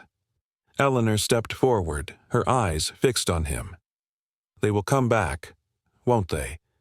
Jonas placed both hands on her shoulders, not tight, not hurried, just steady as old wood.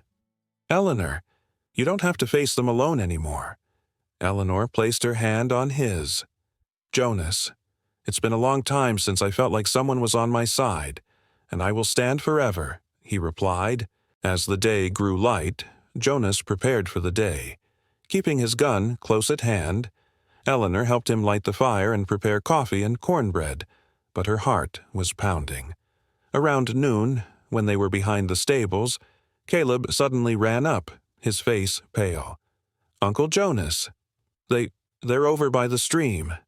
Jonas stood up straight, his whole body tense as a bowstring. "How many people, Dad?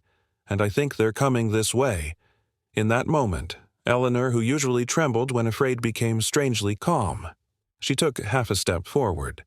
"Jonas, let me talk to him." Jonas turned around. "No." She didn't go near him. "Jonas. Eleanor."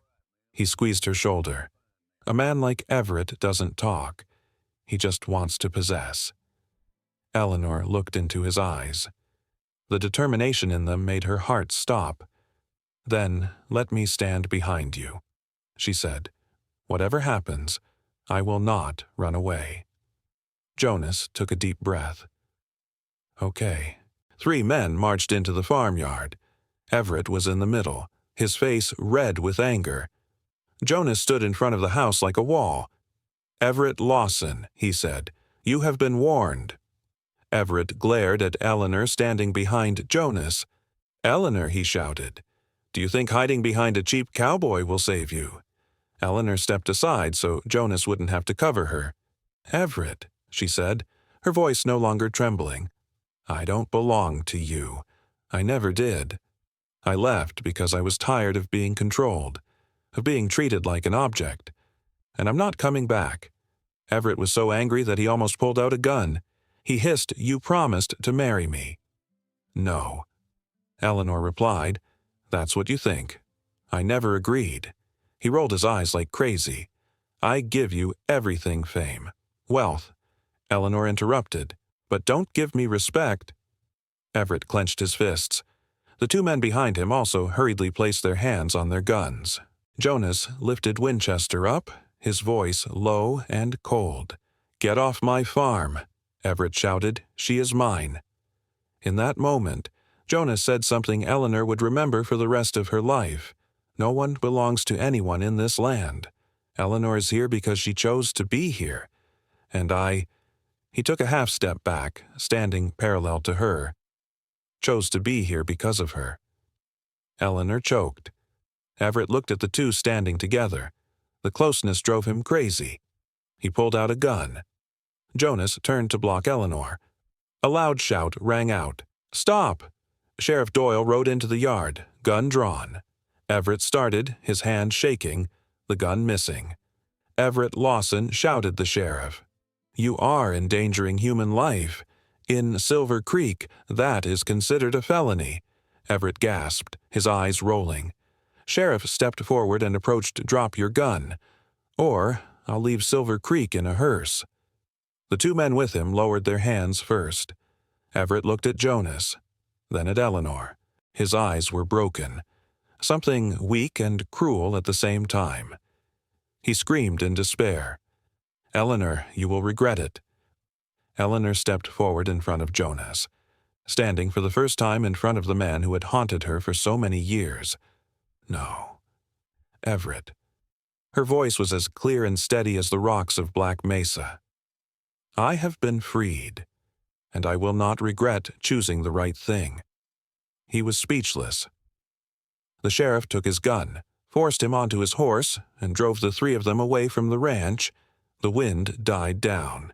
The danger vanished with the horse's hooves. When the sheriff was gone, Jonas looked at Eleanor. She stood still for a moment. Then her legs gave way. Jonas reached out and took her hand. "Eleanor," he called softly. She looked at him, her eyes filled with tears, but they were tears of liberation. "I'm done, Jonas," she breathed. "He's not after me anymore." Jonas squeezed her hand. "No one can touch her anymore." Eleanor looked at the hand holding hers. It was rough, warm, and strong. "Jonas," she said very softly, "you know, this place, is the peace I never dared to dream of." Jonas paused. The afternoon wind blew gently. He said, his voice low but sincere, "Eleanor, I don't know what the future holds, but if you want, we can rebuild our lives right here." She took his hand. The first time she took the initiative. "Jonas, I want." He bowed his head, his forehead lightly touching hers, a rustic gesture of Western intimacy. Deeper than a kiss.